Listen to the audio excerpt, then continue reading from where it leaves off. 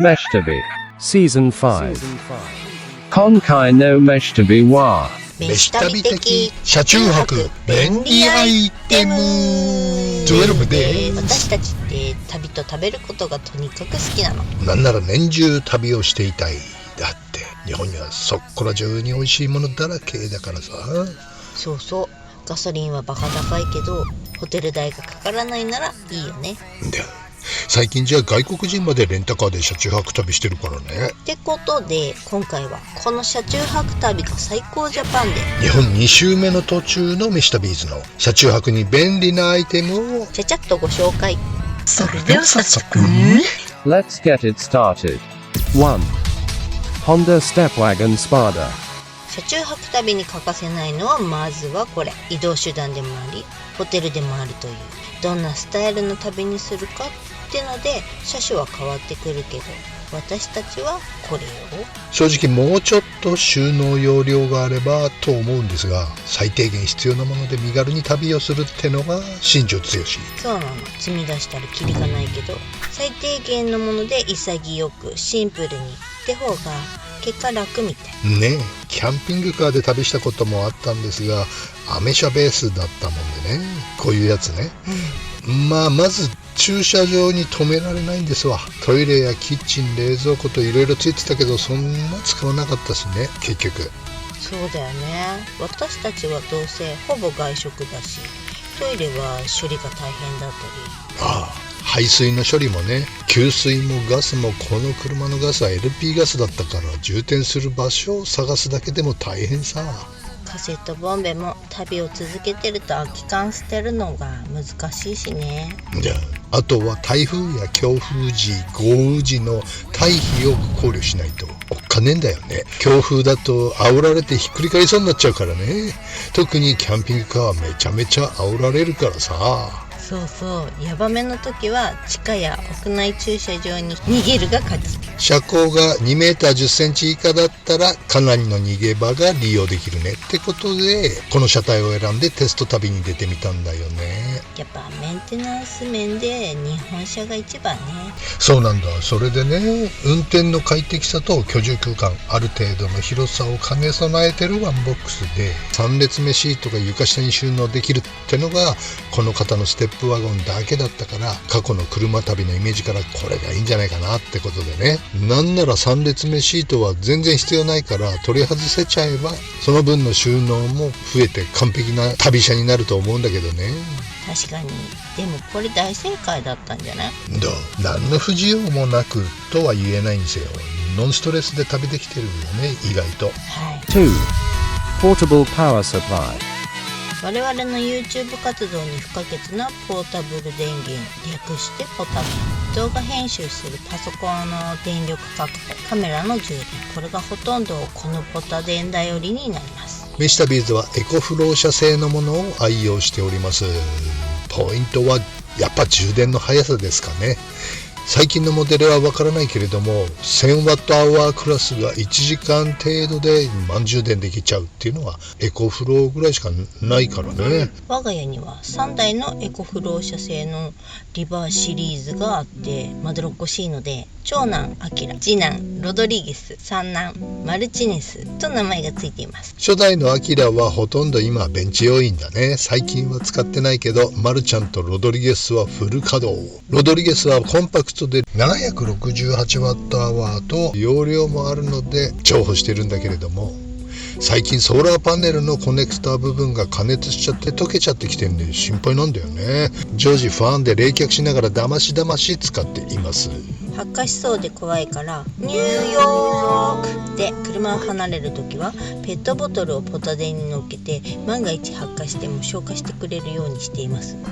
おっかねえけど発電しなかったら編集できなくなっちゃうからね。コンピューターの他には iPhone やカメラの充電、コーヒー飲むお湯を沸かすこと、照明、扇風機ぐらいにしか使わないのでこれで十分。逆に雨の日なんか持ち出してコンセント充電しに行くときに持ち出しやすくて重宝してますね、このサイズは。充電ポイントはスーパーのイートインコーナーでアイス食べながらってのが一番多いかな。イオンさん、夢タウンさん、モスさん、マック、ファミリーマート、ツルハさんにはお世話になっております。お世話になっております。ありがとうございます。最近道の駅でも充電できる飲食スペースが開放されているところもあるので、どんどん環境は良くなってるね。私たちみたいに YouTube やってなかったら走行充電だけで十分なのではないのかしらね。いや、ポタ電すら必要ないかもね。そっか、スマホだけで足りちゃうもんね。んだよ。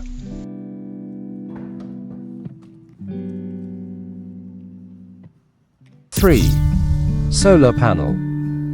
私たちの活動の源、電力がなければ撮影も編集も一切できませんシリーズ第2弾。こやつのおかげで非常に重宝しております。これは想像以上の働き者でしたね。去年までは100ワットのレノジー製のものを天井に積んでたんですが、補助充電程度にしかならず足りなかったので、倍の容量がある200ワットフレキシブルタイプ緑煙製のものに積み替えてみたんです。はい、頑張って貼りました。天井登って。棟梁ありがとうございました。YouTube でいろんなレビュー見てて、発電効率良さげなパネルを探してたら、緑煙すげえかもっていう動画を見つけましてね。200ワットタイプで150、60ワットは発電してますよってことで、レノジーさんの時は100ワットタイプだけど、真夏の快晴の時でもマックス60ワットちょぼちょぼだったもんでね。ロドリゲスが満充電できたことは一回もなかったんでね、200ワットは欲しいなと思ってたんで、ブラックフライデーの時に23,000円ちょぼちょぼでゲット。マジ真冬にソーラーパネル届いてびっくりした。正気って思った。安いでしょ。こんなに発電して23,000円たいい買い物したと思いますよ。ねえ、ケチっぷりだけはすんごいよね、ほんと。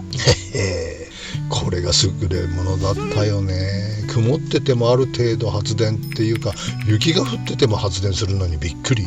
なんとなく太陽が見え隠れしていると楽勝で120ワットから160ワット発電してくれるんでね。ロドリゲスとマルチネスは完璧に1日で満タンになりますね。詳細は概要欄を見てみて。あと補助的に折りたたみのソーラーパネルも使ってみたの。停車中フロントガラスに照りつける太陽でサンシェードを使ってたんだけど、もしこれがソーラー発電してくれりゃいいのになーってことでね。そらいいわね。ってことでこやつを Amazon でポチリ。100ワットタイプだけど結構発電してくれます。天井に乗っけちゃえばマックス780はいけるわね。やっぱガラス越しだと50ワットマックスくらいかな。でも一日中充電してたら十分な電力得られますね。収納もコンパクトに折りたためるから便利。 4. Electric kettle. うちのおじさんカレーもアホみたいに食うんだけど、コーヒーもなの。しかも真夏でもホット飲むタイプ。以前はセブンイレブンのコーヒーを日に3杯は飲んでたね。これが毎日となると月1万円ぐらいになるでしょ。日々のコーヒー代ってのがなかなかバカにならないってことで、こやつを Amazon でゲット。これは助かるね。でしょ。寒い季節はスーパーや自販のホットドリンク買ってもぬるいしさ。そうなんだ。なので消費電力小さくてコンパクトな電気ポットを探してみたんだらあったのよね。300ワットの湯沸かしポットがちょうど2人分のコーヒーが落とせるくらい。 350cc が 5,6 分で沸く。電力消費はロドの容量が 5% 落ちるくらいかな。だいたいこれ便利。カップラーメンは1杯分だけど、大概カップラーメン私たちは2人で1個だからちょうどいいよね。そうそう。実食塩分が何もない時はスーパーの半額弁当&カップラーメン2人で1個が定番だね。イオン系のスーパーで売ってるこれとこれで1杯あたりのコストは40円以下に。コンビニコーヒーの3分の1のコストで済むようになりました。これね、イオン系のスーパーで売ってる全味試してこの赤いのに落ち着きました。何より朝起きてすぐコーヒーが飲める幸せ感。大自然の中で何ともリラックスした朝を迎えることができますね。専用ディスペンサーに常備されてますよ。これはい、ディスペンサーっていうんかな。ディスペンサーです。 5. Sunshade and insect net. 北海道が大好きなのはエアコンなしで夏も過ごせるところに尽きる。ネットで買ったサンシェード、サイドスライドドアとリア部分のみこれは使用しています。ケチケチ作戦で IKEA のレースカーテン、これ1500円ぐらいだっけ。そうそう、製品として売られているものは結構高くってね、こやつを切って両サイドとリアの網戸兼目隠しに使ってます。十分だよね。これも100均のクリップとマグネットでこんな具合、結構いい感じね。市販の製品になってるやつはめっちゃ高いんだよね。高い高いこれで十分ダッサいけどね。フロント部分は脱着が面倒ってのと、意外と荷物になるんで積んですらいません。運転席と後部座席の間にカーテンをつけてあるのでね、必要なしね。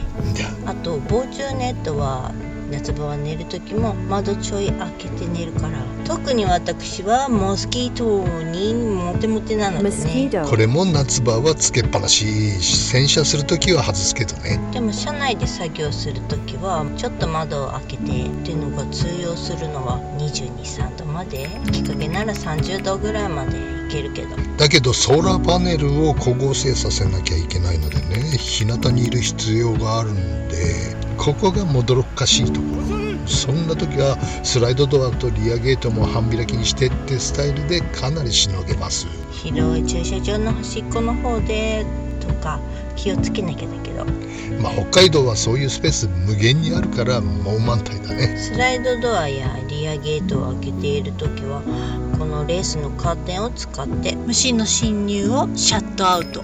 いろいろ試したけど今のところこれがベストかな。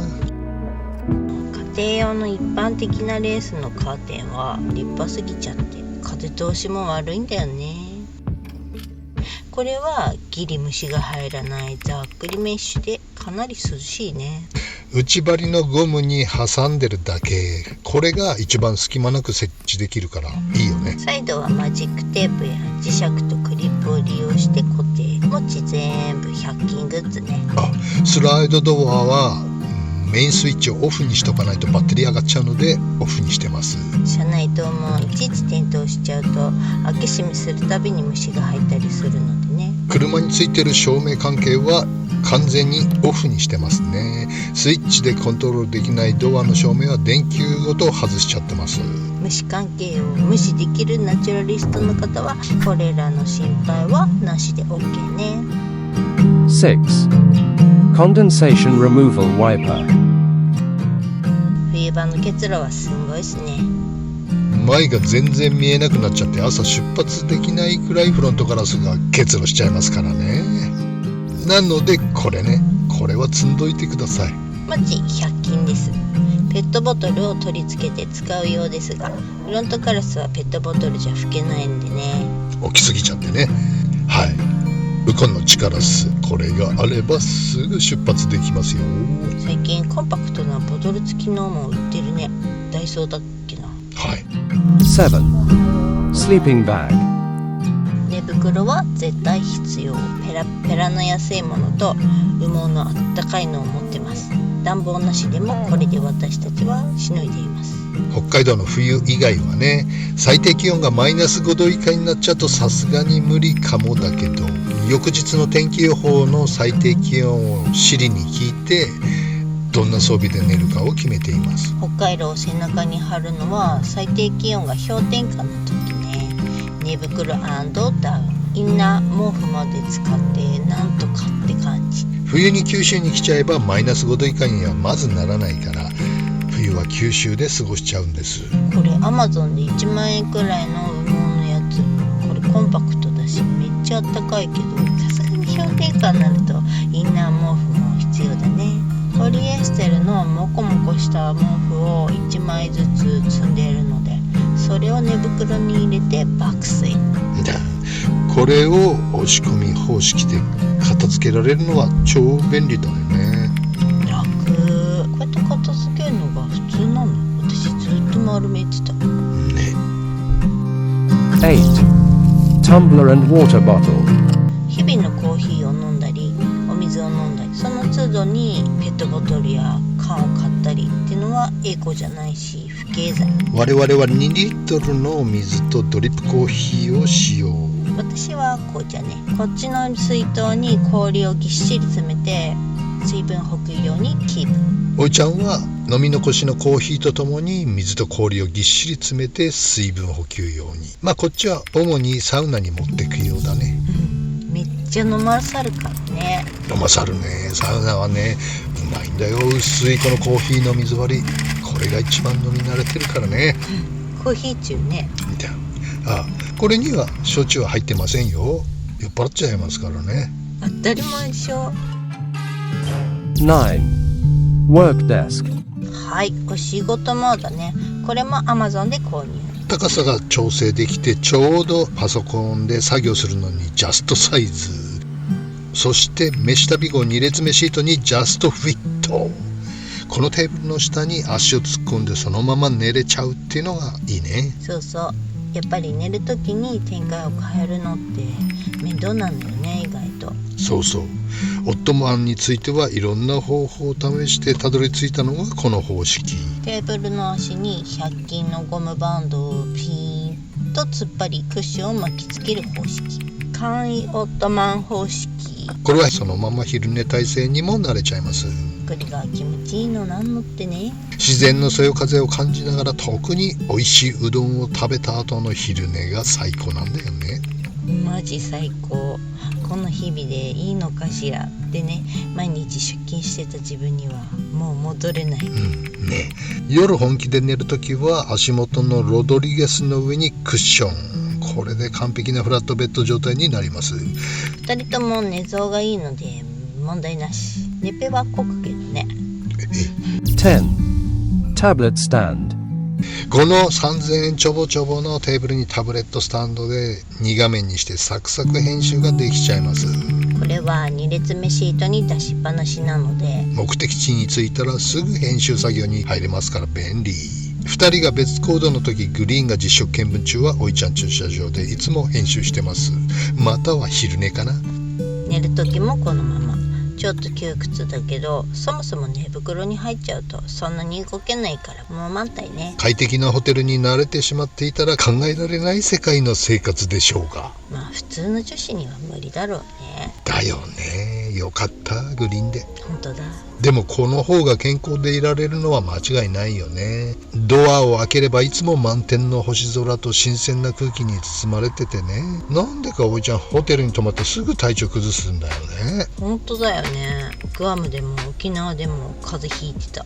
バンコクにいた時もいつもさ。それがこの長い過酷な車中泊旅では一回もだもんね。でしょう。自然との調和が大事なんだよきっと。あれ、そういえばグリーンさん全然風邪ひかないね。何が言いたいんですか？健康で何よりでございます。 11. Jump starter. バッテリー上がりも最近の車はあんまなくなったけど、いろんな伝送品つけてるので万が一の時のためにこれは積んどくと安心だね。スライドドアの開けっぱなしでよくやったよね。昔バッテリー上がりやった。長崎カステラ海町の大行列の前で上がっちゃって恥ずかったね。はいはい。そんな時にもちゃちゃっと一発指導が可能です。すごいよねこれ。こんなちっちゃいのにね。何度もこやつのお世話になりました。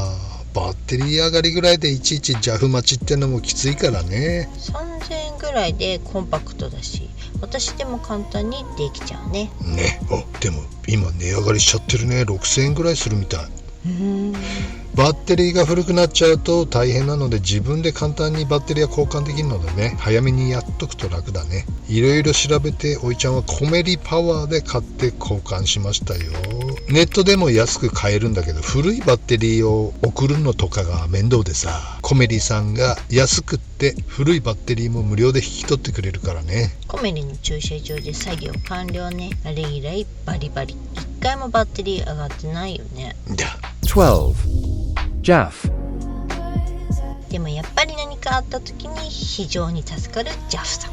任意保険でも同等以上のサービスがカバーされているけどね、最近の保険は。年間安心料4000円は安いもんだよ。特に我々は車に住んでるみたいなもんだからさ。お風呂やフェリーの割引もあるので重宝してますね。この間も湯布院のレストランでそこに脱輪しちゃって身動き取れない車いたもんね。やっぱりああいう時は JAF だね。誰かさんもどっかの駐車場で脱輪なさってたわね。そうだ。詳しくはこちらね。という感じで、いつもとは全然違う内容の飯旅をお送りしてみました。皆さんもいろんな形の旅を楽しんでらっしゃるのでしょう。いつか車で日本中をとか北海道を回りたいなんて思っている方々がいたら、せっかくこの四季のある素晴らしい美味しいものだらけジャパンに生まれたんですからね。参考にしてみてくださいね。Jakai no meshtabi wa. Gachi de mata tabathai. Takachi katsu kari senshukan des. Otanoshi mini. See you soon. 車中泊旅の食べまくりを始めてもう丸3年が経過して、こんなに旅をしてるやつらもそうそういないとは思う。自分でもびっくり。車中泊でこんなに旅するっていうのはね、しかもキャンピングカーでも何でもないのにねっていうのは、いやでも意外とできるんだなっていうのはね、びっくりだよね。なんかちょうどいいサイズか、今回九州で改めてデコポンが美味しいのはね再確認しましたね、デコポンのソフトクリーム、シャーベット、アイスクリーム、デコポンそのもの、道の駅で試食ができたのは嬉しかった、フルーツ系のジェラートソフトクリームの中で一番好きかもしれないな、デコポンね、美味しいよね、あとは九州の柚子の文化ですね。そっか、柚子文化、柚子のうどんがもうね忘れられない、食べたくてしょうがないです。もうあれが食いたいから宮崎飲みに行きたいっていう。なるほど。締めにあれを食いたい。いやいや、そのね、福岡で飲んだら、旭県の餃子を食いたいっていうのと同じように、宮崎で飲んだら戸隠の戸隠柚子うどんいただきたいですね。つるっといいね、あれ、これは柚子文化はやっぱね、北海道にもちょっとないですもんね。今回かなりお気に入りの、うどんでございます。うどんね、あと何かな、改めてマルキンカレーとの出会いがね、そうよもうカメラ回し忘れるほどのボタンを押すの忘れてね食い進んじゃうんだよ。もう九州にも美味しいカレーが見つかってよかったですわ。本当に日本って美味しいものだらけで、世界にも美味しいものはいっぱいあると思うんだけど、それを知らずに死ぬっていうのはね、悔しすぎるじゃない美味しいものがあるのに。まあ確かにそうでしょ、だってうどん知らないでね、デコポンのソフトクリーム知らずに死ねるかい。知っちゃったから無理だよね、毎年食べたくなるよね、あれも食べたいこれも食べたいっていうのはあるけれど、ね、古月の餃子でしょ、三宅うどんも食べたいでしょ。ふわふわのうどんうまいね子供の時に東京でお寿司屋さんに行ってね、家族で食べてたの、そしてさ、昔からエビ好きだから、お父さんエビ食べていい？そう食べなっつって頼みなさい自分でって言われたからすいませんエビくださいって板さんに言ってさ、ではいよーっつってトゥンって出てくるじゃん、んみたいな、ボイルエビだよな。ボイルエビを子供はさ見たことないわけよ。初めての東京のお寿司だから、北海道っ子だからな。そうどさんこは、と思って衝撃でお母さんに小声で「お母さんこれエビじゃないよ、エビ頼んだのに」言ったらめっちゃお父さんとか爆笑しててあ、お嬢ちゃん生のエビ食べたかったのかいって板さんにも言われて、はいありますかってあるよっつって。甘いエビもあったの？あれは何エビだったんでしょうね。大きいエビだったので高いエビだったボタンエビだったのかもしれないけど、生のエビくださいって言わなきゃダメだよってそこで社会勉強したっていう衝撃。倍はしてるね、北海道の甘エビに関して、倍。前回もそれで驚いてたんだろうけど今回もおののいたよね、甘エビなんてみんな冷凍なのよ、っていう話。サビ抜きでデビューは何歳？多分中3か高校生だと、小学生ではないと。福島で